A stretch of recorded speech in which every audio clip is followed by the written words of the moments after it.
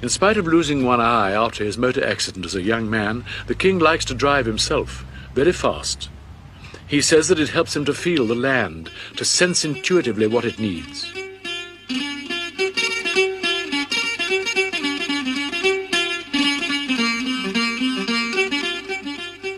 He plans the trips himself and decides when to stop. Once people know that the king is going to pass their way, they lay out carpets in case he might stop. For the feet of a king are not supposed to touch the ground. This taboo, though no longer strictly held, is still exercised, particularly by the country people. The purpose of these tours is always twofold. On the one hand is the improvement in the people's welfare and the development which the king achieves, and this is certainly significant. On the other hand, there is his presence as king among the villagers.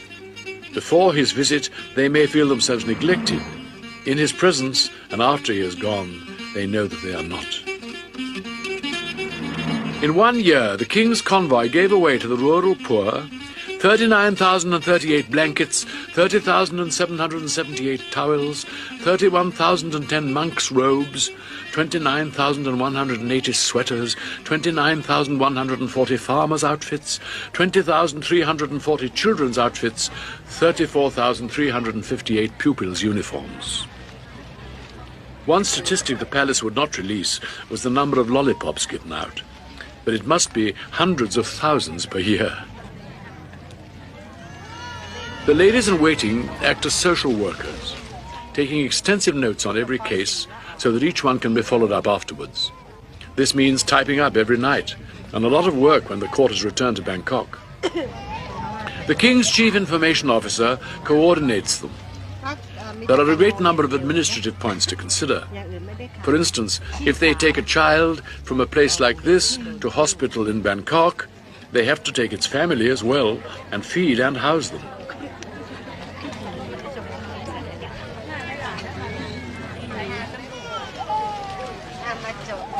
No previous king had ever even visited the northeast. King Bhumibol spent the first 10 years of his reign travelling very thoroughly through every district of the country so that he could see the problems in detail at first hand. This detailed knowledge now forms a base for rapidly expanding work in all kinds of development.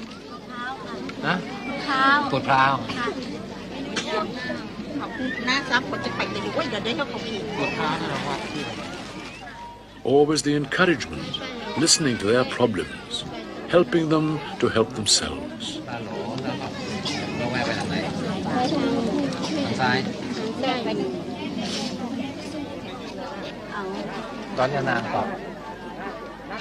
Did they have any particular problem they wanted you to? No problem. They were very happy.